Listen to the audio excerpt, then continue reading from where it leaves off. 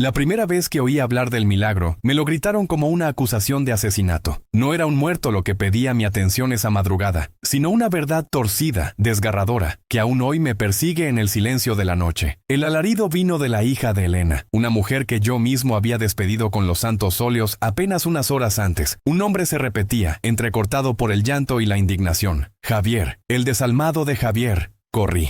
Olvidé mi edad, mi reuma, el cansancio que me había vencido al pie de la cama de Elena. Mis pasos resonaban en las calles empedradas de Santa Magdalena, una melodía frenética contra el amanecer aún incierto. El miedo me golpeaba el pecho, frío y punzante. ¿Qué atrocidad habría cometido Javier, el muchacho más perdido de nuestro pueblo, para que el grito sonara tan cerca de la tragedia que creíamos inevitable? Imaginaba la casa de Elena profanada, el cuerpo frágil de la anciana, ahora sin vida, víctima de la desesperación de un ladrón. La muerte en nuestro pueblo siempre llegaba así, arrastrada por el viento o por la mano del hombre. Pero lo que encontré no fue la tragedia que esperaba, no de la forma que mi mente podía concebir. La luz de las farolas y los focos de la patrulla policial, una patrulla en casa de Elena, por Dios, parpadeaban sobre una escena caótica. Vecinos con el rostro cubierto de asombro y preocupación se agolpaban en la entrada. En medio de todo, los dos agentes locales, con sus uniformes desaliñados, forcejeaban con Javier.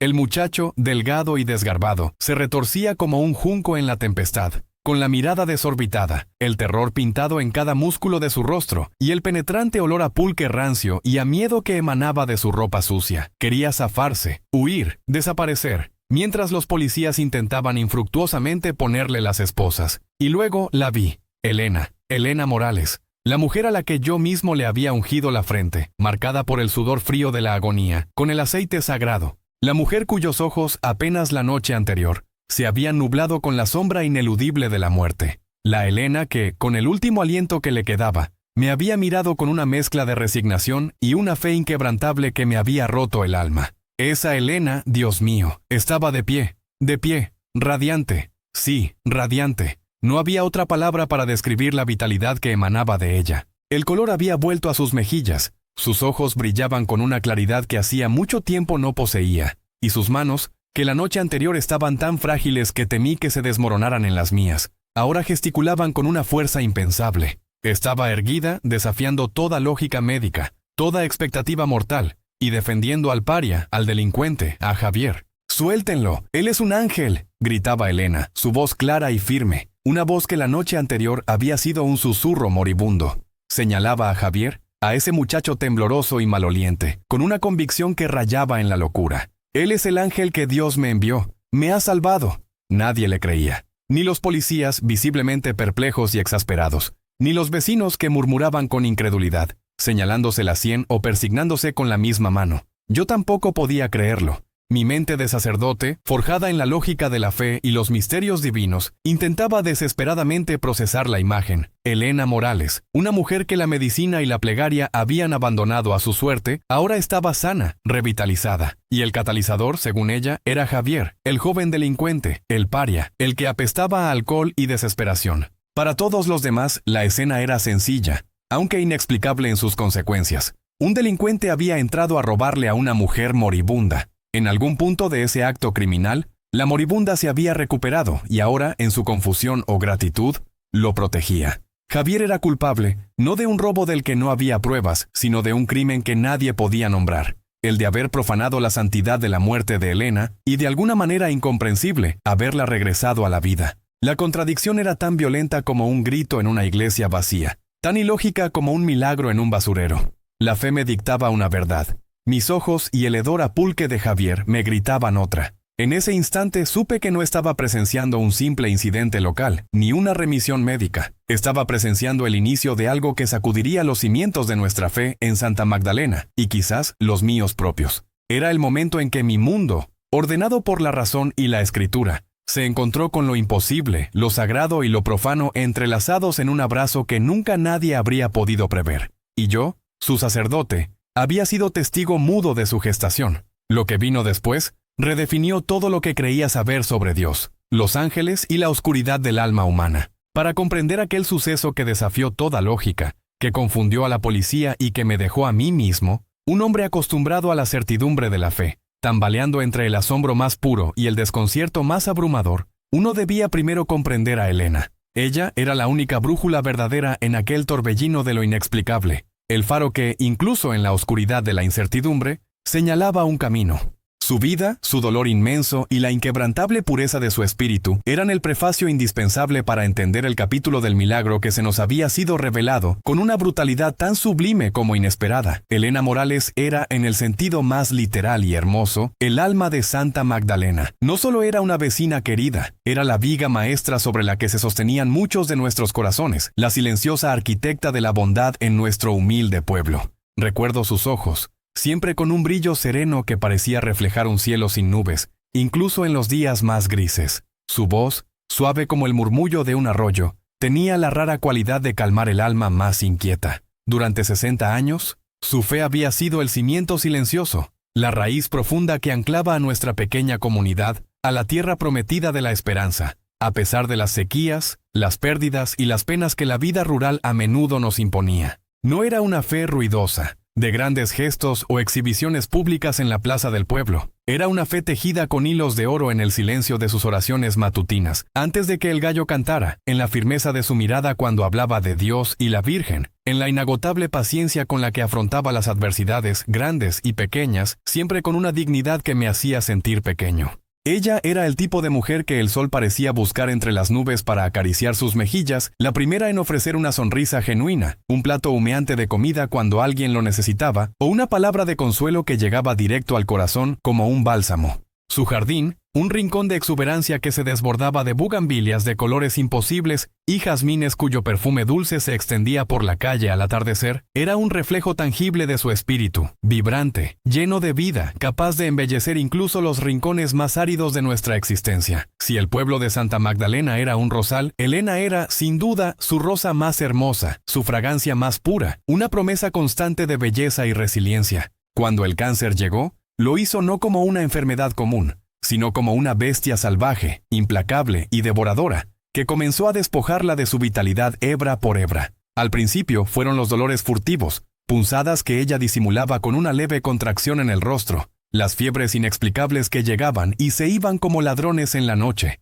la pérdida gradual de ese brillo tan característico en sus ojos. Yo, que la conocía desde hacía décadas, fui de los primeros en notar la sutil palidez que comenzaba a apagar el sol en sus mejillas, la leve inclinación de sus hombros que antes eran erguidos. Luego el diagnóstico cayó sobre nosotros como una lápida, pesado y frío, avanzado, sin esperanza, sin más que ofrecer que la paliación de un dolor que se anunciaba insoportable, una condena de la cual no había apelación posible. Los médicos de la ciudad, con sus voces monótonas, sus jergas incomprensibles y sus gestos compasivos pero distantes, nos confirmaron lo que nuestros corazones ya sabían con una punzada amarga. Elena se nos iba, se desvanecía, día a día, como una vela consumida por una llama furiosa. La vi transformarse, y la observación de su calvario me marcó profundamente. No fue solo una transformación física, fue como si su cuerpo se convirtiera en una especie de crisálida del sufrimiento. Su figura antes robusta, capaz de cargar cubos de agua y masa para tortillas, se volvió frágil, etérea, casi translúcida. Sus huesos, antes fuertes, ahora eran prominentes bajo la piel cada vez más pálida y fina, como el pergamino. El color del sol en sus mejillas fue reemplazado por la palidez desoladora de la luna, y sus manos, antes hábiles y fuertes, que amasaban el pan y tejían con destreza, ahora temblaban con el esfuerzo mínimo de llevarse una taza de té a los labios.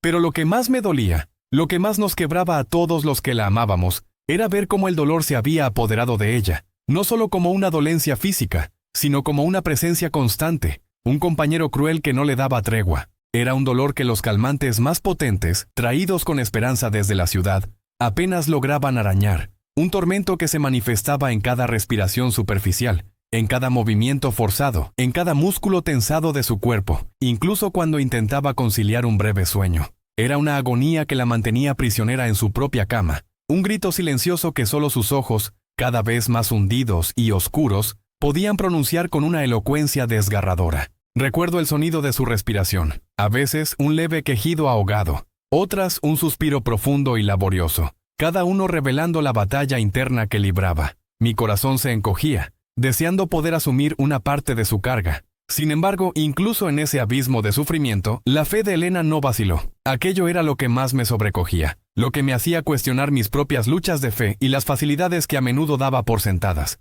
En mis visitas pastorales, que se hicieron casi diarias en aquellos últimos meses, la encontraba aferrada a su rosario, como un náufrago a la última tabla de salvación en un mar embravecido. Sus nudillos, ya no blancos, sino casi translúcidos, apretaban las cuentas gastadas con una devoción que iba más allá de lo meramente físico, una tenacidad que parecía extraer de alguna fuente divina. «No rezo, Padre Miguel», me decía con un hilo de voz que se rompía entre cada sílaba, un susurro apenas audible, «por mi curación. No le pido a Dios que me quite la cruz, sino que me dé la fuerza para cargarla con dignidad, para que mi alma no flaquee». Sus ojos, aunque velados por el dolor y la fatiga, se iluminaban con una luz que no era de este mundo, una paz que desafiaba la crueldad de su enfermedad y la inminencia de la muerte. Era una oración que me humillaba profundamente. A mí, con mi educación teológica, con mi comprensión de la gracia y el sufrimiento, que a menudo me encontraba pidiendo a Dios por alivio inmediato para los enfermos. Elena, una mujer sencilla de pueblo, sin estudios formales, me enseñaba que la verdadera fe no busca escapar del sufrimiento, sino trascenderlo, encontrar un propósito, una ofrenda en medio del dolor.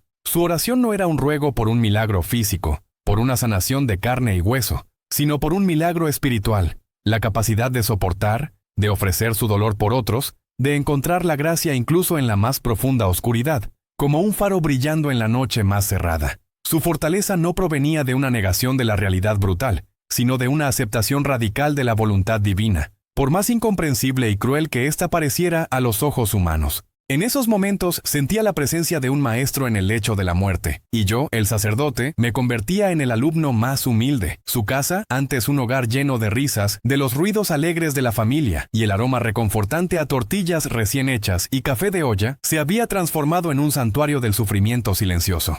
Las puertas, antes siempre abiertas en señal de bienvenida, ahora se abrían con un murmullo contenido, como si el propio aire de la casa exigiera reverencia. Vecinos, amigos, incluso aquellos que apenas la conocían de vista, venían en una procesión constante a ofrecer sus plegarias, a llevar un poco de comida que ella ya no podía comer, a sentarse en silencio junto a su cama, con la esperanza de robarle una sonrisa o una palabra de aliento, de beber de su inagotable fuente de fe. Los murmullos de las oraciones llenaban el aire, entrelazándose con el suave crepitar de las velas que su hija, Guadalupe, encendía con devoción, y el aroma a manzanilla y poleo que preparaba incansablemente, buscando algún paliativo, algún consuelo para su madre. Nadie, en lo más profundo de su corazón, venía a pedir un milagro para Elena. Veníamos a despedirnos, a preparar nuestros espíritus para la separación. Veníamos a darle consuelo, sí, pero también a recibirlo de ella. Su entereza, su visión del dolor como una ofrenda, era una lección viviente para todos. Verla allí, consumiéndose lentamente, pero con esa luz inquebrantable en sus ojos, nos preparaba para el inevitable adiós a una de las almas más queridas, más puras, que Santa Magdalena jamás había conocido.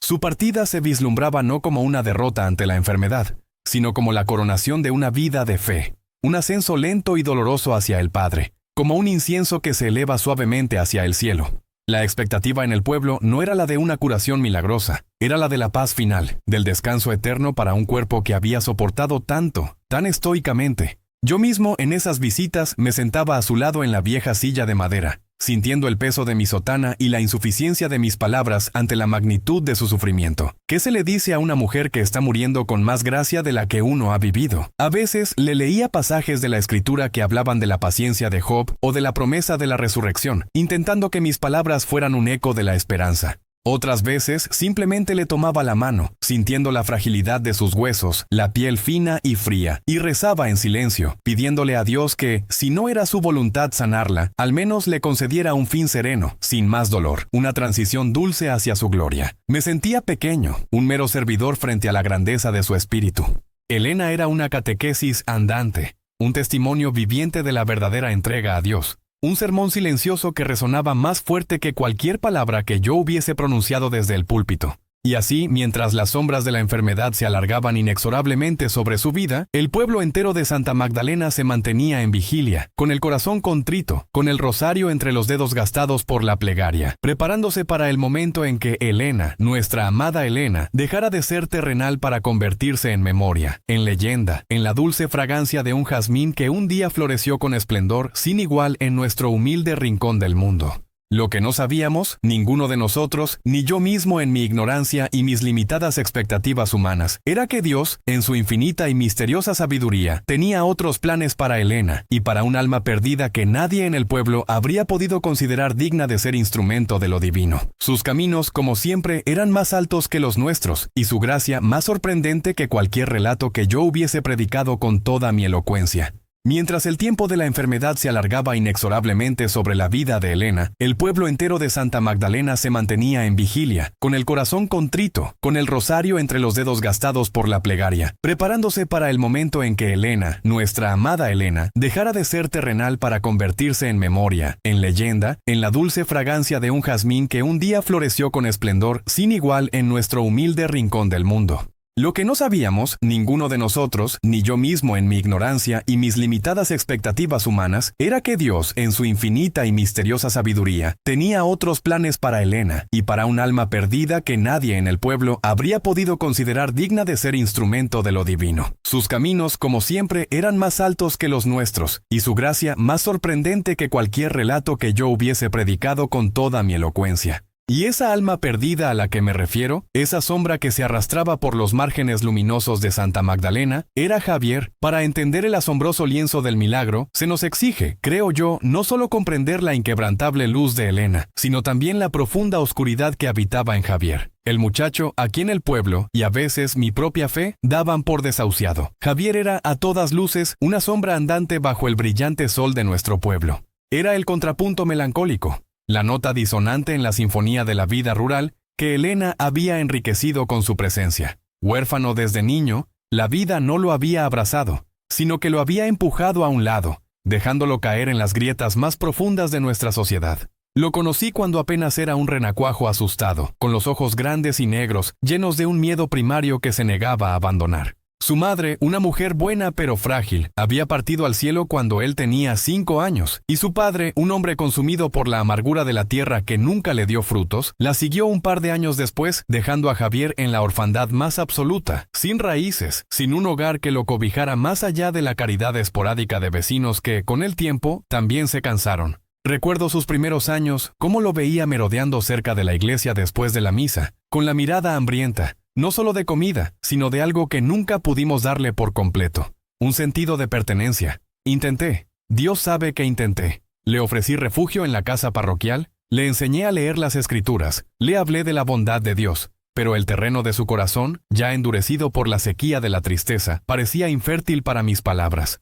Las semillas de la fe, que en otros niños germinaban con facilidad, en Javier se negaban a echar raíces. Era como intentar sembrar en un pedregal un corazón que ya había conocido demasiadas pérdidas, demasiadas desilusiones, para creer en la promesa de un amor eterno y misericordioso. Él había visto la partida de sus padres, había sentido el frío del abandono, y en su joven mente, ¿dónde estaba Dios en todo aquello? A medida que crecía, Javier se movía por el pueblo con la ligereza de un fantasma, apenas visto, raramente escuchado, salvo por el estruendo que sus actos dejaban a su paso. Los pequeños hurtos comenzaron, primero pan de la panadería, luego alguna herramienta olvidada en un patio, después, con la desfachatez que solo la desesperación otorga, alguna ofrenda de la iglesia que, admito con vergüenza, yo mismo ignoré por mucho tiempo, creyendo que era el viento o un animal. La comunidad, en lugar de envolverlo, comenzó a construir muros a su alrededor. Los chismes crecieron como maleza. Cada acto de rebeldía de Javier cimentando su reputación de el malo, el perdido, el que no tiene remedio. Para mí, su sacerdote, Javier representaba una de mis mayores fallas pastorales, una espina clavada en mi propio corazón de pastor. ¿Cómo podía hablar de la infinita misericordia de Dios, de su amor incondicional, cuando había un alma tan cerca de mí que parecía intocable para esa gracia? Javier era un joven a quien no había podido alcanzar, un alma que se deslizaba entre mis dedos como la arena del desierto, sin importar cuán firmemente intentara aferrarla. Me torturaba la idea de que mis sermones, mis consejos, mis oraciones habían sido en vano para él. A veces, en la quietud de la noche, Me arrodillaba ante el crucifijo y le preguntaba al Señor dónde me había equivocado. ¿Qué más podría haber hecho por ese muchacho con el alma herida y el corazón amurallado? El pueblo lo conocía por sus ojos vacíos, una mirada que no reflejaba el cielo de Santa Magdalena, sino un abismo personal. Lo conocían por sus peleas en la cantina, donde el pulque se convertía en un falso consuelo, un velo que cubría por un instante la punzante herida del abandono.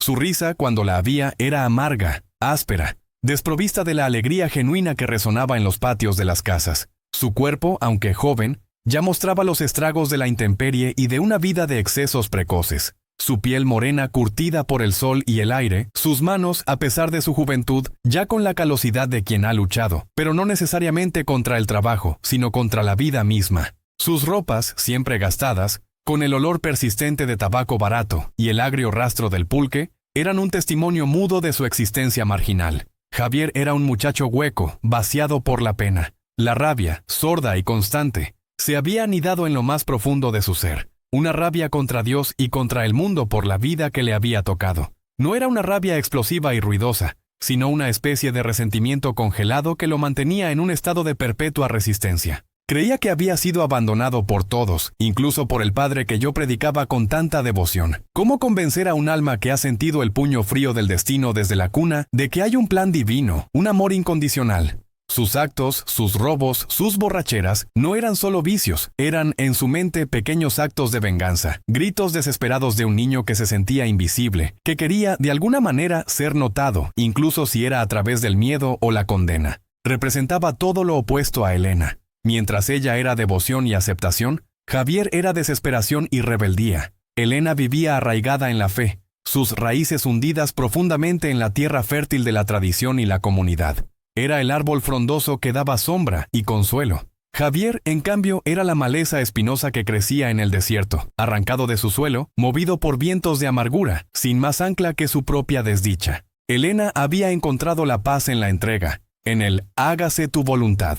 Javier había encontrado una especie de sombría libertad en la negación, en el no acepto, no me someto. Ella representaba la luz persistente de la esperanza, él, la sombra proyectada por un sol implacable. En su fe, Elena encontraba propósito y consuelo incluso en el dolor más lacerante. En su desesperación, Javier solo encontraba un vacío que trataba de llenar con el alcohol y la indiferencia. Un vacío que parecía ensancharse con cada día que pasaba, arrastrándolo más hacia el abismo de la perdición. Era un alma que se había rendido, no a Dios, sino a la crueldad percibida de la existencia. Cuando lo veía sentado en el borde de la plaza, con la mirada perdida en el horizonte, o cuando escuchaba sus gritos en la noche provenientes de alguna cantina, sentía un peso inmenso en mi pecho. Me preguntaba si la chispa divina, de la que tanto hablaba, se había extinguido por completo en él. ¿Era posible que un alma pudiera perderse tanto que ni la gracia de Dios pudiera encontrarla? Era una pregunta aterradora para un sacerdote, una duda que podía carcomer los cimientos mismos de mi ministerio.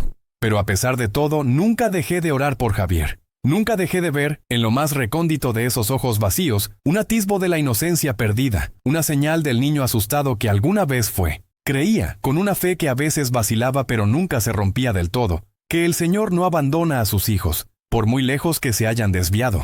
Que el amor de Dios es como un faro que brilla incluso en la noche más oscura, esperando que el barco perdido, aunque esté hecho jirones, encuentre el camino de regreso al puerto. Pensaba en las ovejas perdidas de las Escrituras, en la parábola del hijo pródigo. Javier era mi hijo pródigo, mi oveja descarriada, y aunque el camino que había tomado era tortuoso y lleno de espinas, mi corazón de pastor seguía esperando, seguía rezando, seguía creyendo que, de alguna manera, en algún momento, la mano de Dios lo alcanzaría. Lo que nunca pude imaginar, en mi limitada visión humana, era que esa mano divina no solo lo alcanzaría, sino que lo usaría como instrumento de una gracia que trascendería nuestra comprensión, uniendo su destino quebrado con la santidad silenciosa de Elena Morales. Dos almas en extremos opuestos del espectro humano, una a punto de tocar el cielo, la otra hundida en el fango de la desesperación, sin saber que sus caminos estaban a punto de converger en el lugar más inesperado para un propósito que solo Dios conocía, y en esa convergencia se revelaría una verdad tan profunda sobre la misericordia divina que cambiaría para siempre no solo sus vidas, sino la fe de todo nuestro pueblo de Santa Magdalena.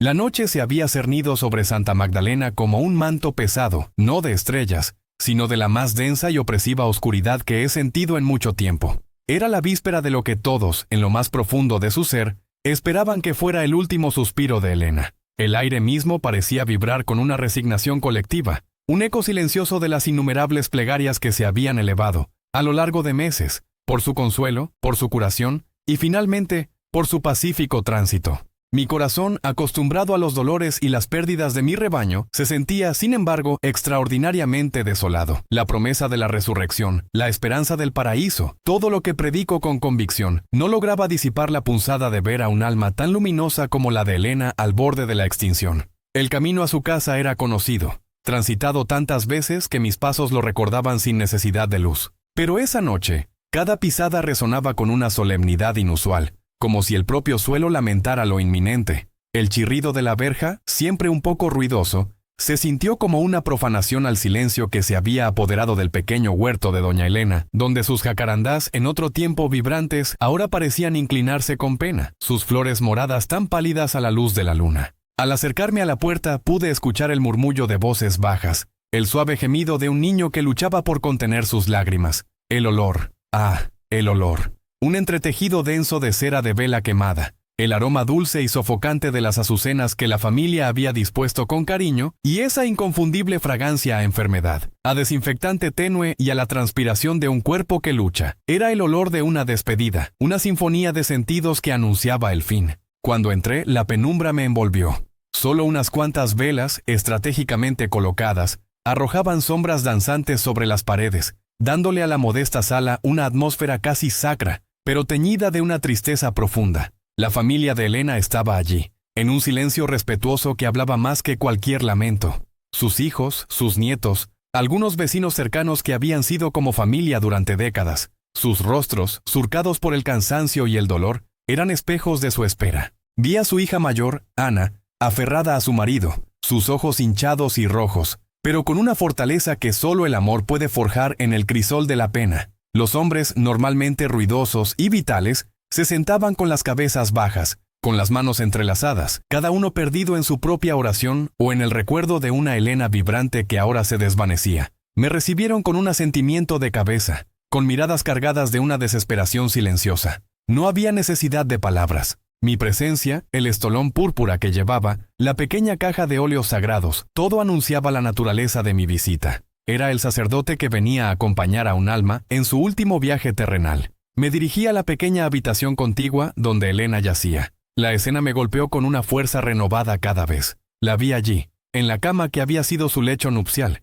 su lecho de parto y ahora, su lecho de muerte. Su cuerpo, antes fuerte y lleno, era ahora una silueta frágil bajo la sábana blanca, marcada por la voracidad de la enfermedad. Sus pómulos, antes llenos y rosados, estaban afilados, y la piel de su rostro, una vez radiante con el sol de Santa Magdalena, era de un tono cerúleo, casi transparente. Su respiración era superficial, un leve susurro que parecía robarle la última fuerza. Me acerqué con lentitud, sintiendo el crujido de la vieja madera bajo mis sandalias. Apenas había luz en la habitación. Solo una pequeña lámpara de aceite proyectaba una luz mortecina sobre su figura. Tomé su mano, apenas un manojo de huesos, tan fría y delicada. Sus ojos estaban cerrados. Su boca, antes siempre sonriente, ahora estaba ligeramente entreabierta, como si el esfuerzo de la respiración le impidiera sellarla por completo. El rosario, inseparable de ella, descansaba en su pecho, los nudillos blancos marcando las cuentas que había rezado incontables veces. «Elena, hija», susurré. Mi voz apenas un soplo. No hubo respuesta. La miré fijamente, recordando la vitalidad que había irradiado durante tantos años. Pensé en la primera vez que la conocí. Una joven viuda con una fe inquebrantable, educando a sus hijos con amor y la dignidad de su trabajo. Pensé en cómo había sido el pilar de tantas obras de caridad en la parroquia. La primera en ofrecer una comida, un consuelo, una oración. Su fe, una fe sencilla y profunda, nunca había flaqueado, ni siquiera cuando la bestia del cáncer comenzó a devorarla desde adentro. Me senté a su lado, mi mente en un torbellino de emociones y oraciones. Era una labor dolorosa, esta de ser testigo y ministro de la muerte. Siempre me había preguntado cómo la gente podía cuestionar la existencia del mal cuando se manifestaba con tanta crueldad, cuando se llevaba a los justos y los buenos. ¿Por qué Elena? ¿Por qué tanto sufrimiento? Pero incluso en mis dudas, mi fe se aferraba a la sabiduría divina, a la creencia de que Dios, en su infinita misericordia, tenía un plan, aunque fuera indescifrable para mi mente humana. Preparé los óleos sagrados, el ritual tan familiar, pero tan cargado de peso en este momento. El aroma dulzón del aceite bendecido llenó la habitación. Una última unción para el viaje final. Abrí el libro de oraciones. Mi voz, habitualmente firme en el altar, se sentía frágil, quebradiza. Oremos por nuestra hermana Elena, comencé. Mi voz se detuvo en un nudo en la garganta. Respiré hondo, pidiendo fuerza al Espíritu Santo para cumplir mi deber con la dignidad que merecía. Dios de amor, que en tu Hijo Jesucristo nos has revelado la plenitud de tu misericordia. Te pedimos que acompañes a tu sierva Elena en este momento de prueba. Los dedos me temblaban levemente mientras tomaba el hisopo y lo empapaba en el óleo. Con un respeto casi reverencial, me incliné y ungí su frente. Por esta santa unción y por su bondadosa misericordia, te ayude el Señor con la gracia del Espíritu Santo. Recité, mi voz luchando por mantener su cadencia litúrgica.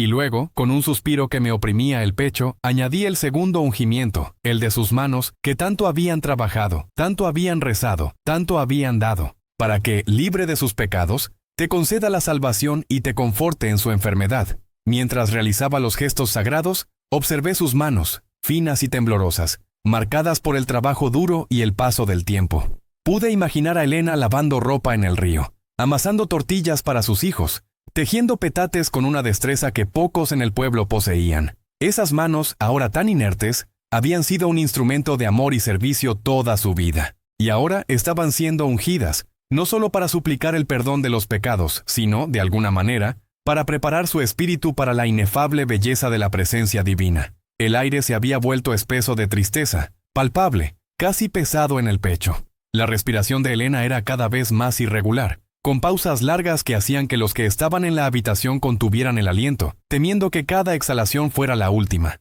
El tiempo, en ese lugar de espera suspendida, dejó de tener sentido. Podrían haber sido minutos, podrían haber sido horas. Cada uno de nosotros se sentía prisionero de esa espera cruel, deseando el alivio para Elena, pero temiendo la irreparable pérdida. Concluí el rito con una bendición final, con la voz apenas un murmullo.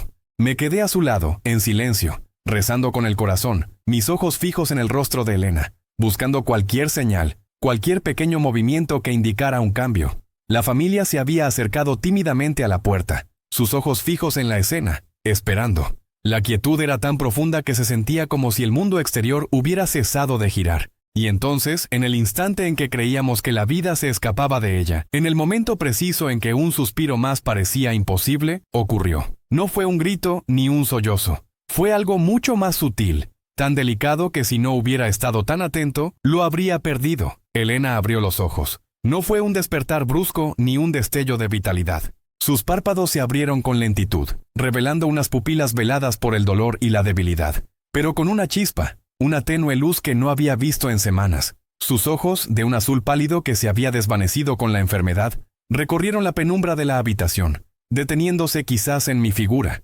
quizás en las sombras danzantes de las velas, o quizás solo en el vacío que se abría ante ella. Un hilito de voz, apenas audible, se escapó de sus labios agrietados. Era tan débil que tuve que inclinarme, acercar mi oído a su boca para poder discernir las palabras. La familia, afuera, se quedó inmóvil, conteniendo la respiración, sus miradas interrogantes clavadas en mí. Las palabras que susurró no fueron las que yo esperaba. No invocó a Dios Padre en su majestad. No llamó a la Santísima Virgen María, Madre de los Dolores y Consuelo de los Afligidos, a quien Elena había profesado una devoción profunda toda su vida. Su oración fue específica, desesperada y pura, dirigida a un intercesor muy particular, a una figura que, en la iconografía católica, representa no solo la sanación física, sino también la guía y la protección en el camino. San Rafael Arcángel, susurró, su voz con un esfuerzo tremendo, apenas un soplo contra mi oído. Cada sílaba parecía costarle un pedazo de su ya menguante energía vital.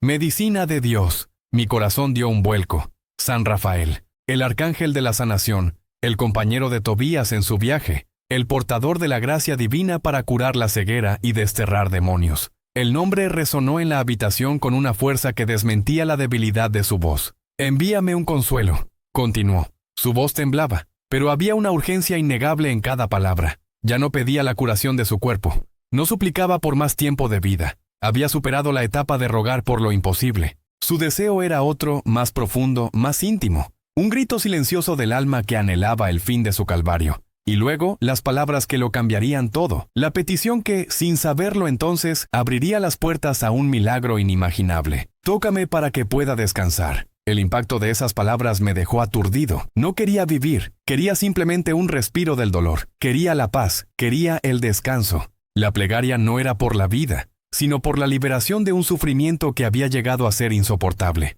Era la súplica de una mujer que había agotado todas sus fuerzas en la batalla, y ahora solo anhelaba la rendición, pero una rendición digna, acompañada de la gracia divina. Me quedé inmóvil, procesando la profundidad de su ruego. Elena, en su extrema debilidad, con la claridad que a veces precede al final, había destilado su fe en una sola petición, tan simple y a la vez tan poderosa. Ella había orado por un toque de consuelo, un toque de alivio, un toque que la liberara del tormento que devoraba su cuerpo. Era una oración de absoluta confianza, no en su propia fuerza, sino en la intervención de un poder superior, un poder que podía alcanzarla incluso en la oscuridad de su agonía. La familia, que había estado observando la escena con ansiedad, me miró, esperando que yo interpretara lo que había escuchado. Con la voz aún un poco tensa por la emoción, les transmití las palabras de Elena, repitiéndolas en voz alta para que todos pudieran escucharlas. Un murmullo de entendimiento, de pena y de asombro recorrió la pequeña sala. Sabían tanto como yo que esta no era una oración común. Era la súplica final de un alma pura, entregándose completamente a la voluntad divina, pero con una esperanza muy específica de ser tocada por la misericordia. Me arrodillé junto a la cama, tomando de nuevo la mano de Elena, que ahora volvía a tener los ojos cerrados, agotada por el esfuerzo de su plegaria. Acaricié sus dedos frágiles, el rosario aún en su pecho, las cuentas de madera desgastadas por incontables oraciones. La fe de Elena, en su lecho de muerte, no había sido disminuida por el sufrimiento, sino que se había refinado, purificado hasta su esencia más elemental, una entrega total a la voluntad de Dios, con una petición tan particular que solo podría haber sido inspirada por el Espíritu Santo. El toque que ella pedía. Esa palabra resonaba en mi mente. ¿Qué clase de toque esperaba? ¿El suave roce de la muerte, liberándola de su cuerpo? ¿O algo más? La intercesión de San Rafael Arcángel era para la medicina de Dios. Y la medicina no siempre era la curación física, sino a veces el consuelo del espíritu. Pero en sus palabras había algo más, una imploración de un contacto físico, una sanación que pudiera aliviar su dolor. Era una plegaria que trascendía la resignación, que iba más allá de la mera aceptación de la muerte. Era una última chispa de fe, una última afirmación de que, incluso en los confines de la vida, la gracia de Dios podía manifestarse de maneras inesperadas y misteriosas. La noche siguió su curso, sumiéndonos de nuevo en el silencio y la expectación. Pero esta vez, la atmósfera estaba cargada no solo de tristeza, sino de una nueva y extraña esperanza. La esperanza de un toque, de un consuelo divino que aún podía llegar. No sabíamos cómo, ni cuándo, ni a través de quién, pero la oración de Elena había abierto una puerta que nadie de nosotros, en nuestra humana comprensión, habría podido imaginar. Esa puerta, esa noche, se había entreabierto para dejar entrar algo que iba a cambiar el destino de dos almas, y la fe de todo un pueblo, la esperanza de un toque, de un consuelo divino que aún podía llegar. La plegaria de Elena, pronunciada con un hilo de voz apenas audible, no había sido un ruego por la vida, sino por el alivio, por un momento de gracia antes del último suspiro. Era una súplica tan pura y desinteresada que, al recordarla ahora, siento que rasgó el velo entre nuestro mundo terrenal y el reino de lo sagrado. No sabíamos cómo, ni cuándo, ni a través de quién se manifestaría esa respuesta, pero su oración había abierto una puerta que nadie de nosotros, en nuestra limitada comprensión humana, habría podido imaginar. Una puerta no de madera ni de hierro, sino de fe. Una rendija en la dura pared de la realidad donde lo imposible podía filtrarse. Esa noche, esa puerta se había entreabierto para dejar entrar algo que iba a cambiar el destino de dos almas, y de un modo que solo el tiempo revelaría, la fe de todo un pueblo.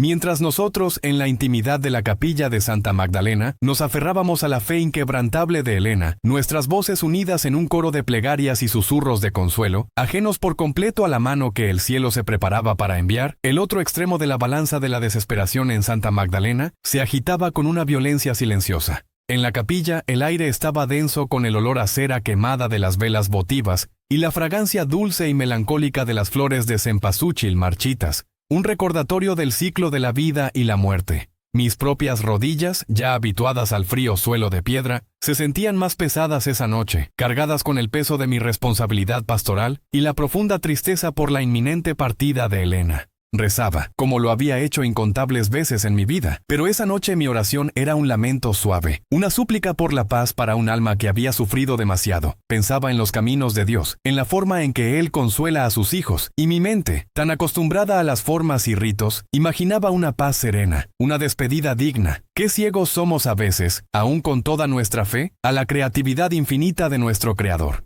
Esa misma noche, la más oscura para el alma de Elena, envuelta en el sudario de su enfermedad y la expectativa de la muerte, fue también la noche en que Javier tocó su propio fondo. Un abismo que, para la mayoría de los hombres y mujeres de nuestro pueblo, hubiera parecido un punto sin retorno, un pozo de desesperación de donde no se podía ascender. Pero para el Creador, cuyas vías no son nuestras vías, cada fondo de abismo es siempre una antesala a una nueva posibilidad, por más inverosímil que ésta parezca a nuestros ojos miopes. Para Javier, ese fondo no era una metáfora, era una realidad física y espiritual, un frío que calaba los huesos y un vacío que devoraba el alma. Había sido un día cruel para Javier, como tantos otros en su vida, pero este en particular se había teñido de un frío penetrante que no venía solo del aire gélido de la noche, sino de la más profunda de las soledades. Se le pegaba a la piel como el rocío helado de la madrugada. Un escalofrío que le erizaba los vellos del brazo y le encogía el pecho. Sin un solo peso en el bolsillo, con el estómago encogido no solo por el hambre que roía sus entrañas, sino por la ausencia de esa quemazón familiar del alcohol que había sido su única compañía y consuelo por años, vagaba por las calles de nuestro pequeño pueblo. Las sombras alargadas y silenciosas de la noche se tragaban el tenue resplandor de las pocas luminarias que aún alumbraban los rincones más transitados.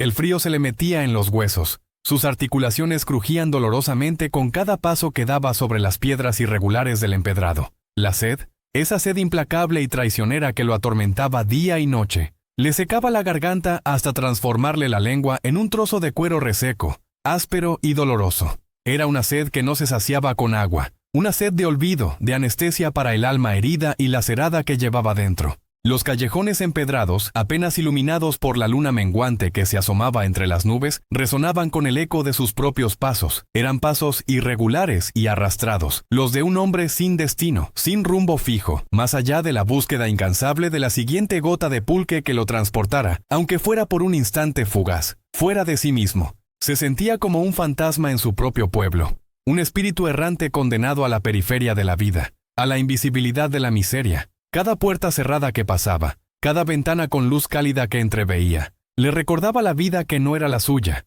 el hogar que nunca tuvo, la familia que le había sido arrancada demasiado pronto. Podía oler el guiso de la cena de alguna casa, el humo de un hogar encendido y cada aroma, cada sonido de vida familiar, le taladraba el corazón. Su corazón, o lo que quedaba de él, era una piedra erosionada por la indiferencia del mundo y la suya propia. Un órgano marchito que latía con un ritmo cansado y resignado. Javier era un alma a la que, en mi ceguera, sentía que había fallado. Una oveja descarriada a la que no había sabido guiar de vuelta al redil. Y ahora vagaba en la oscuridad más profunda, sin saber que una luz inesperada le esperaba. Mientras sus pies lo arrastraban sin dirección clara, más por costumbre que por intención, llegó a las cercanías de la plaza principal. La noche era aún más profunda allí. El aire se sentía más denso, cargado con el frío que se desprendía de los viejos fresnos y el kiosco de hierro forjado. Pero el silencio no era absoluto.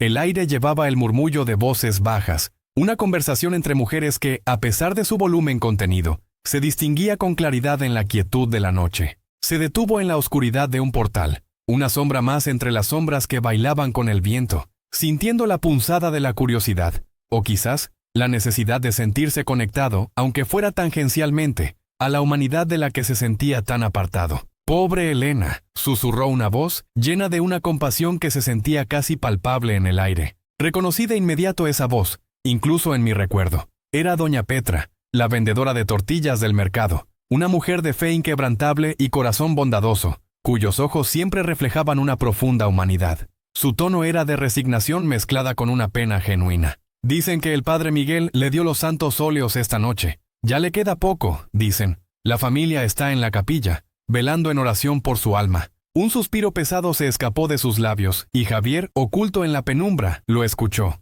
Otra voz, más joven, la de la hija de doña Petra, añadió con un temblor en el hilo de voz. «Y pensar que hasta el último momento no soltó su rosario. Una mujer de verdad, ella. Que Dios la tenga en su gloria». Las palabras, empapadas de tristeza y reverencia por la mujer moribunda, se filtraron en la mente nublada y embrutecida de Javier, pero no de la manera en que habrían calado en un corazón lleno de empatía o piedad. El alcohol, la desesperación, la amargura corrosiva que había carcomido su ser durante años, actuaron como un filtro distorsionador, transformando el lamento y la fe en otra cosa completamente distinta. El nombre de Elena, la mujer moribunda, se encendió en su conciencia, pero no como un faro de compasión, sino como una chispa de una idea oscura y calculadora, una luz perversa en la negrura de su alma. Sabía de Elena Morales. ¿Quién en Santa Magdalena no?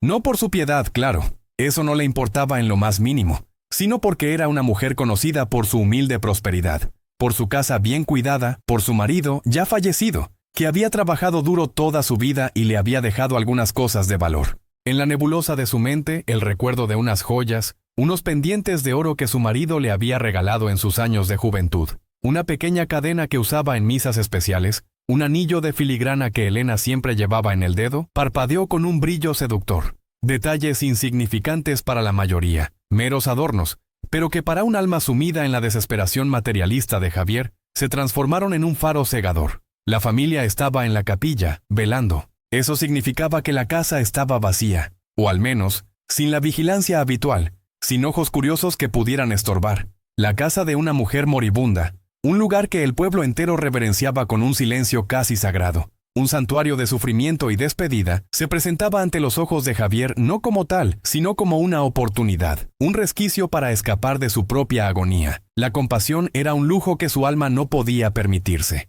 La oportunidad, en cambio, era una necesidad apremiante, la promesa de calmar el temblor incontrolable de sus manos y el vacío punzante de su vientre, aunque fuera por una noche fugaz. El pecado le pareció la única salida. Era una voz insidiosa, susurrante, que se alimentaba de su debilidad, de su cansancio existencial, de la profunda herida de un alma abandonada. No había una gran batalla moral en su interior. No esa noche. La desesperación había barrido con los últimos vestigios de una conciencia que ya de por sí estaba maltrecha, erosionada por años de soledad y autodestrucción. No sentía vergüenza, no sentía culpa, solo la cruda y brutal necesidad que lo empujaba hacia adelante con una fuerza ineludible. La imagen de Elena, la mujer postrada en la cama, la misma a la que yo mismo, el padre Miguel, había administrado los últimos ritos esa noche, no evocó en él la menor punzada de piedad.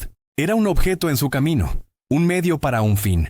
Un obstáculo fácil de sortear en su descenso. La vida, para Javier, siempre había sido una serie de tomas y robos, un despojo constante de lo que creía merecer, porque el mundo le había despojado primero de todo, dejándolo a la deriva. Sus pasos, antes erráticos, adquirieron ahora una dirección, un propósito macabro que lo guiaba en la oscuridad. Cruzó la plaza en penumbra, el corazón latiéndole con una mezcla de adrenalina y temor. El miedo a ser descubierto luchando con la impulsiva audacia que el alcohol y la desesperanza le conferían. El aire se volvió más frío, y los árboles viejos a lo largo del camino, con sus ramas desnudas, parecían susurrar advertencias, sus siluetas retorcidas como dedos acusadores en la oscuridad.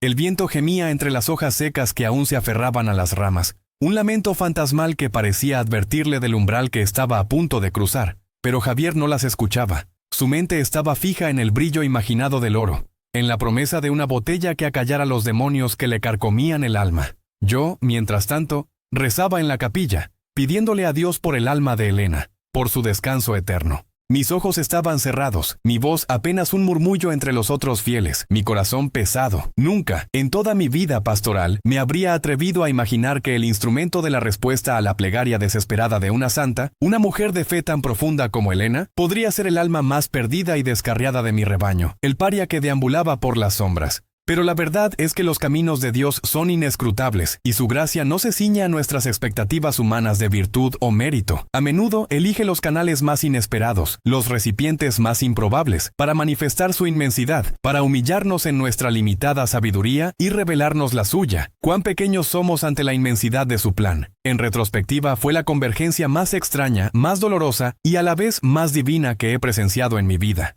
La desesperación santa de Elena, un alma pura que buscaba consuelo no para la vida, sino para el último aliento, una plegaria pura que ascendía directamente al cielo, como el incienso de un sacrificio, y en contraste brutal, la desesperación profana de Javier, un alma herida que buscaba olvido y alivio a través del robo, un acto que lo hundiría aún más en el fango de su propia desdicha. un grito ahogado de dolor que la mayoría de nosotros había ignorado.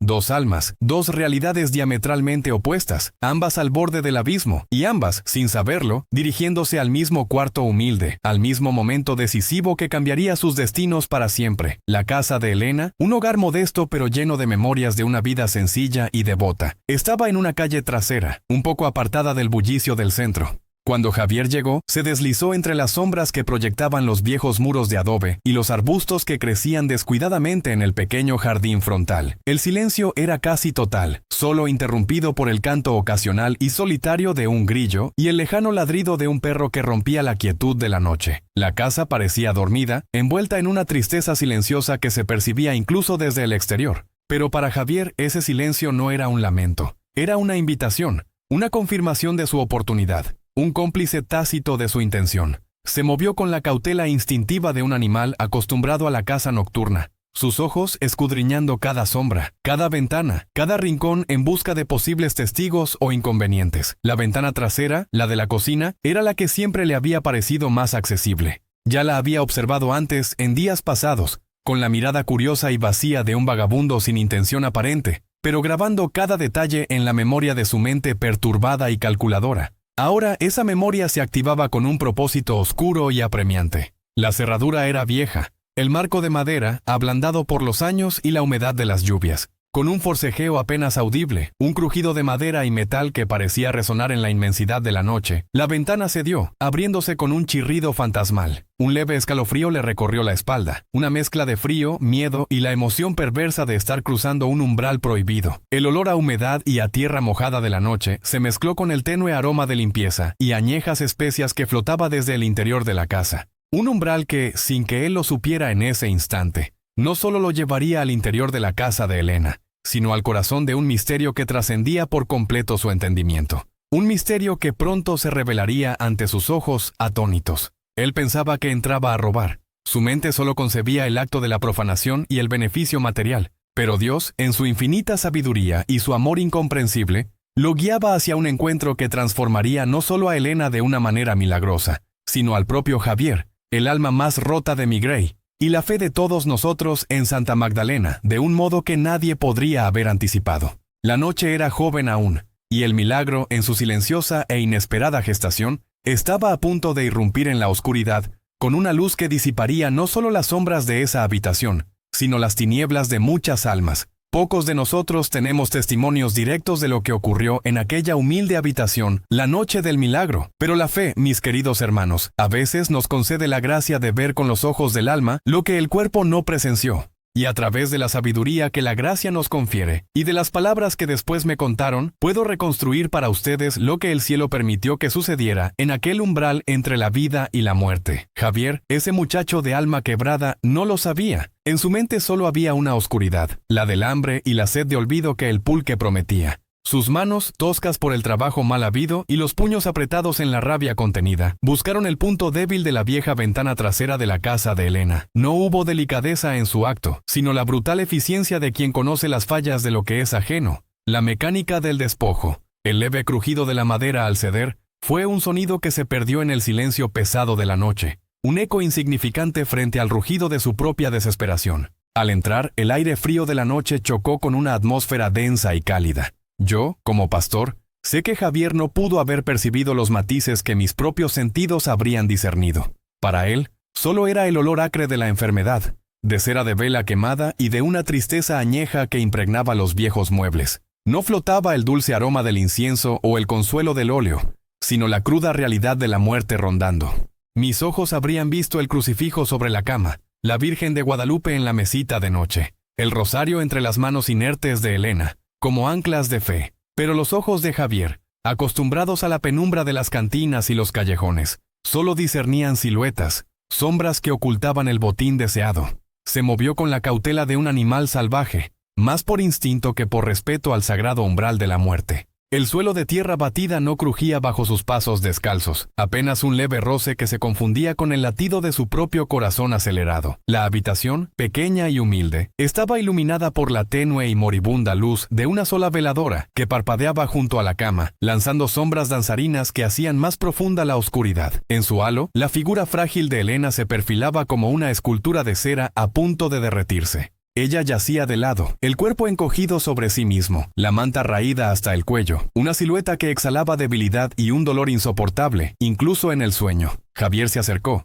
No había miedo en su corazón por ella, solo un latido acelerado por la adrenalina del hurto y el temor de ser descubierto. Su mirada, vacía de compasión, se posó en la mesita de noche. Allí, entre un vaso de agua turbia y algunas medicinas inútiles, vio un pequeño cofre de madera oscura. Su mente, nublada por la urgencia de su adicción y su miseria, ya calculaba el valor de lo que pudiera contener. Extendió su mano. No era la mano firme de un ladrón experimentado, sino una mano temblorosa, marcada por el trabajo duro mal pagado y los temblores incontrolables de la abstinencia. Mientras sus dedos se alargaban hacia el cofre, yo, al meditar sobre este momento, entiendo que hubo una vacilación, un instante de pausa inexplicable. ¿Fue la abrumadora proximidad a la muerte de Elena? ¿O fue ya el primer susurro de una gracia incomprensible, de algo que se movía en las profundidades de su ser, un despertar que él no podía nombrar? En ese preciso instante, como si un hilo invisible conectara la desesperación del muchacho con la profunda quietud de la moribunda, Elena se movió. Un leve gemido, apenas un suspiro doloroso, escapó de sus labios agrietados. Abrió los ojos. No los abrió por completo, sino que sus párpados se elevaron apenas, revelando unas pupilas nubladas por la enfermedad y el cansancio extremo. Sus ojos buscaron algo en la penumbra, una imagen, una presencia que Javier no creía que pudiera ver, y lo miró a él. No hubo miedo en esa mirada, mis hijos, ni asombro, ni siquiera la confusión de una mente al borde del velo. Solo una infinita paz, una aceptación y, lo más sorprendente, un reconocimiento que atravesó la máscara de la oscuridad y la desesperación de Javier. «Rafael», susurró Elena, con una voz tan tenue que apenas era un soplo en el aire quieto de la habitación. El alivio en su tono era palpable, casi físico, como el agua fresca que busca el sediento tras un largo viaje por el desierto. «Has venido». La palabra se posó en el aire, ligera y poderosa, más potente que cualquier grito de alarma, más penetrante que cualquier cuchillo. Javier se quedó absolutamente paralizado. Su mano, que un instante antes buscaba el oro con la rapacidad del desposeído, se detuvo en el aire, a escasos centímetros del cofre. El nombre, Rafael, rebotó en los confines de su mente enturbiada por el pulque y la desesperación. San Rafael Arcángel, medicina de Dios. La oración que Elena había murmurado horas antes, la súplica de una mujer que solo pedía consuelo antes de morir. Él no lo sabía, pero Elena no lo veía a él, el muchacho sucio y desesperado. Veía la respuesta a su plegaria, la manifestación de su fe inquebrantable, el ángel que le traería el descanso prometido. En esa habitación, en ese preciso e inimaginable momento, Javier dejó de ser un ladrón. Las joyas, el pulque, el hambre, la rabia contra el mundo, todo se desvaneció, arrastrado por la marea de una sola palabra pronunciada por una moribunda. Él no era un delincuente, era la respuesta. Él, Javier, el deshecho, el olvidado, el pecador, era para esa mujer un mensajero del cielo. La ironía era tan cruel como divina. Su mente racional, si es que alguna vez tuvo una en ese estado de embriaguez y desesperación, no podía procesarlo. Su cuerpo, sin embargo, respondió de una manera que su voluntad, corroída por el vicio, no habría permitido. Una fuerza. Así la describió luego Javier, con palabras vacilantes y ojos aún llenos de asombro y terror sagrado. No era la fuerza bruta de sus propias frustraciones, la rabia que lo impulsaba a luchar o a robar, sino una energía suave, envolvente, que se apoderó de sus músculos, de sus tendones, de cada fibra de su ser. Él no la buscó, ella lo encontró. Se deslizó por sus venas, desplazando la malicia, el egoísmo y la amargura que solían habitar en él. Era como si un río de agua limpia y cálida, un río de gracia, hubiera irrumpido en su alma, barriendo el fango de años de desesperación, arrastrando consigo el peso de su historia. Ya no era dueño de sí mismo, sino un vaso vacío que se llenaba de un contenido sagrado. El cofre, el oro, todo se desvaneció de su conciencia. Lo único que existía era Elena, esa mujer frágil que lo llamaba por el nombre de un ángel. Y esa mano suya, la que un momento antes era instrumento de hurto, ahora se sentía extrañamente ligera, con una cualidad casi etérea. Olvidando por completo las joyas, olvidando su propia miseria, Javier levantó su mano. No lo hizo con intención consciente, sino como si la mano misma tuviera su propia voluntad, guiada por algo más grande, más antiguo, más puro que él. La movió hacia la frente de Elena, con una ternura que nunca supo que poseía. Una ternura que ni siquiera sabía que existía en el repertorio de emociones humanas. Sus dedos se extendieron. Sus movimientos fueron lentos, casi reverentes, como si temiera romper el delicado hilo de la vida que aún sostenía a Elena. La distancia entre su mano y la frente de ella se acortó, milímetro a milímetro. Javier, el hombre que no había conocido el amor ni la gentileza desde su infancia, se transformaba en ese instante, en ese umbral entre el pecado y la gracia, en un instrumento de lo divino. Y entonces ocurrió. Sus dedos. El contacto fue suave, ni frío ni caliente, sino una calidez que no provenía de la temperatura de la piel, sino del alma. Una calidez que no quemaba, sino que abrazaba,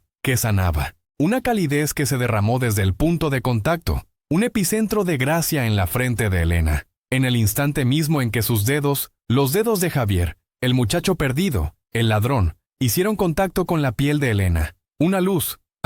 Yo cierro los ojos al relatar esto, como si pudiera volver a verla en mi mente. Una luz que trasciende las palabras. No fue un destello cegador. No un relámpago violento que rompiera la oscuridad de la noche. No, fue algo mucho más profundo, más íntimo. Una luz dorada, cálida, sí, pero con una calidez que no era de fuego abrasador, sino de un sol matinal que irrumpe por primera vez después de una noche larga y helada, prometiendo vida y esperanza. Era pura, inmaculada, como si cada partícula de polvo en el aire se hubiera convertido en oro líquido, danzando en la quietud solemne de la habitación. Brotaba de la mano de Javier. Sí, de su mano. La misma mano que buscaba el robo. La misma mano que había empuñado botellas y cerrado puños en peleas callejeras. Ahora era el conducto de la luz divina. Era un canal, un instrumento, en un acto que trascendía su entendimiento y su propia naturaleza pecadora. La luz no se quedó confinada a ese punto de contacto. Ni fue un mero fulgor efímero. Se expandió, se derramó por sus dedos, subió por su muñeca, una corriente dorada que parecía emanar de su propio ser, un halo que lo envolvía, purificándolo en el resplandor. Iluminó cada rincón del cuarto con un resplandor celestial que no dejaba lugar a la sombra, solo a una verdad luminosa y abrumadora. Los muebles viejos y gastados, la manta raída que cubría a Elena, el crucifijo de madera oscura sobre la pared que antes parecía solo un adorno. Todo cobró una nueva dignidad bajo ese baño de oro. Las paredes de adobe parecieron respirar. Los objetos inanimados resonaron con una vida secreta, con una presencia que solo el cielo podía infundir. Era una luz que hablaba sin palabras, que cantaba una melodía silenciosa de consuelo y sanación, que no solo se veía, sino que se sentía en la piel, que se respiraba en el aire, llenando los pulmones con una paz que nunca antes había conocido. En ese momento, el tiempo mismo pareció detenerse, suspendido en una burbuja de eternidad. La enfermedad, el dolor, la desesperación, el pecado, todo retrocedió ante la embestida silenciosa y majestuosa de esa luz. La habitación dejó de ser un humilde cuarto de moribunda para convertirse en un sagrario. Y Javier, el ladrón, se encontró a sí mismo en el centro de un milagro que ni en sus más salvajes pesadillas o sus más profundos anhelos de redención hubiera podido concebir. La luz, aquella luz dorada y pura, no terminó con un estallido repentino ni con un desvanecimiento brusco. No. Su partida fue tan suave y gentil como su aparición, como el último aliento de un requiem celestial. Se contrajo lentamente, como el rocío matutino retirándose ante el sol naciente, absorbiéndose de nuevo en el éter de la habitación. Dejó tras de sí no la oscuridad, sino un brillo residual en el aire, una sensación de calidez que parecía acariciar la piel y que aún impregnaba el aroma del incienso y las velas, ahora mezclado con algo etéreo. Algo que solo se puede describir como la fragancia de la gracia. Duró solo unos segundos, lo sé, pero en ese breve lapso se contuvo una eternidad de misterio y de promesa. Cuando el último rastro visible de aquel resplandor divino se disipó, Javier, el muchacho que había irrumpido con intenciones tan profanas, se encontró de nuevo a solas con Elena. Retiró su mano de la frente de la anciana como si se hubiera quemado, no por fuego, sino por la abrumadora santidad del momento. Sus ojos, antes vacíos y desafiantes, ahora estaban dilatados por un terror sagrado, por una comprensión que iba más allá de lo que su mente herida podía procesar. Cayó hacia atrás, tropezando con sus propios pies, desplomándose en el suelo de tierra apisonada, como si la misma tierra le recordara su pequeñez ante lo inconmensurable. Su respiración era errática, un jadeo ahogado que venía del fondo de su ser, un alma despojada de su cinismo, confrontada con la magnitud de un poder que no podía robar ni entender. Entonces Elena Morales se movió, no con un gemido de dolor, no con la dificultad de quien se arrastra desde el borde de la muerte. No, se incorporó en la cama con una facilidad que desafiaba toda lógica. Recuerdo claramente que, al verla después, me impresionó cómo el color había regresado a sus mejillas pálidas, como un suave amanecer. Sus ojos, que antes habían estado opacos por el sufrimiento y casi cerrados por la debilidad, ahora estaban claros, luminosos, enfocados con una intensidad que no le veíamos desde hacía meses. El rictus de dolor, aquella mueca constante que había grabado líneas profundas en su rostro, había desaparecido por completo, reemplazado por una serenidad absoluta, una paz que parecía brotar desde lo más profundo de su ser. Respiró hondo, Padre Miguel, y lo hizo no con la tos ahogada que antes era una tortura, sino con la placidez de quien saborea el aire puro de la montaña. Era un acto simple, la inhalación y exhalación de la vida, pero para ella y para quienes habíamos sido testigos de su agonía, era un milagro en sí mismo. Su pecho se expandía y contraía sin esfuerzo, y se podía ver el alivio, el gozo silencioso en cada fibra de su ser. Giró su cabeza lentamente, y sus ojos se posaron en Javier, que aún estaba postrado en el suelo, tembloroso y deshecho.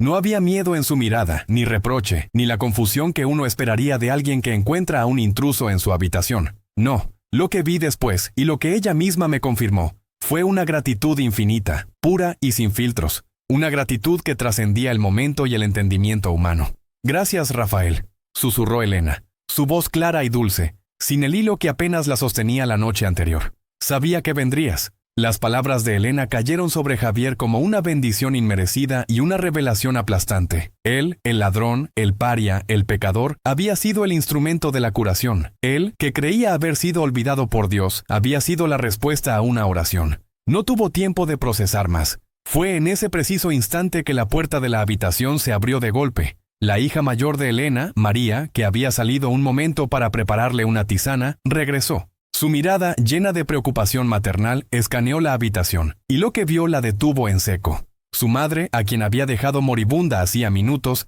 estaba sentada, lúcida y radiante, y a los pies de la cama, desplomado y pálido de terror, estaba Javier, el joven problemático del pueblo. La tisana cayó de sus manos, el cuenco de barro se hizo añicos en el suelo, y el grito de María perforó la noche. Fue un grito de pánico, de shock, de total incomprensión. «Madre, ¿qué ha pasado? ¿Quién es él?» Ese grito, Padre Miguel, fue el mismo que llegó a mis oídos unos momentos después, mientras terminaba de guardar los santos óleos y me despedía de los demás familiares que velaban en la sala. Corrí hacia la habitación, mi corazón latiendo con una mezcla de aprehensión y una extraña presentimiento. Cuando mis ojos capturaron la escena, fue como si un velo se descorriera en mi propia alma. Vi el terror redentor en los ojos de Javier. Una mezcla de culpa y una santidad abrumadora que lo había transformado. Y vi la paz divina en el rostro de Elena, una paz que solo la mano de Dios puede infundir. En ese momento, en medio del caos y la confusión que comenzaba a apoderarse de la casa, supe con una certeza que trascendía la razón, que no había ocurrido ningún crimen, ningún asalto vulgar. Había ocurrido un milagro, un verdadero milagro de Dios, justo aquí, en nuestro humilde pueblo de Santa Magdalena. Las semanas que siguieron al caos inicial en la casa de Elena, trajeron consigo una especie de normalidad transformada a Santa Magdalena. La investigación policial, aunque llena de perplejidad por la falta de un crimen tangible, concluyó sin cargos contra Javier. Pero para nosotros, los que habíamos sido testigos de lo que se desveló aquella noche, la verdad del milagro se manifestaba cada día con una claridad asombrosa. Elena, la que apenas unas noches antes yacía en su lecho de muerte, ahora caminaba por las calles, sus pasos firmes, su rostro no solo sin rastro de dolor, sino radiante con una paz que trascendía toda comprensión humana. Los médicos, tras exhaustivos exámenes, solo pudieron encogerse de hombros, hablando de una remisión espontánea sin precedente médico, una frase fría e insuficiente para describir la cálida y palpable obra de Dios que habíamos presenciado. Ella era ahora un testamento andante de la misericordia divina, no solo curada en su cuerpo, sino profundamente renovada en su espíritu. Y Javier, Javier, el muchacho que fue una sombra en el alma de nuestro pueblo, el que representaba una de mis mayores fallas pastorales, es ahora un hombre distinto. La botella ya no es su compañera. La mirada vacía de antes ha sido reemplazada por una luz que no es ruidosa alegría, sino una profunda y serena humildad. Ahora trabaja como jardinero en la iglesia, podando las rosas con un cuidado casi reverente. Sus manos, las mismas que tocaron a Elena, ahora dedicadas a la belleza de la casa del Señor. A veces lo encuentro sentado en silencio en el último banco, meditando frente al altar, y sé que ha encontrado su propio santuario, su propio camino a casa. Ahora, al mirar atrás, lo entiendo con una certeza que me llena el alma. Dios no envió un serafín resplandeciente con alas de fuego. Él, en su infinita y misteriosa sabiduría, eligió al alma más rota de nuestro pueblo, a Javier, para ser su mano sanadora, su instrumento de gracia. El milagro no fue solo que el dolor de Elena desapareció, aunque eso fue glorioso por sí mismo. El milagro más profundo fue que un alma perdida como la de Javier encontró su camino a casa, y en ello una verdad poderosa se reveló a todos en Santa Magdalena. La gracia de Dios a menudo elige los canales más inesperados para llegar a nosotros. Nos recordó que su poder es infinitamente más grande que nuestro pecado, y su amor más profundo y redentor que cualquier sufrimiento que podamos experimentar. La fe me recordó este milagro no es solo creer en lo posible, sino en lo imposible, cuando el corazón se abre verdaderamente a la medicina del ángel.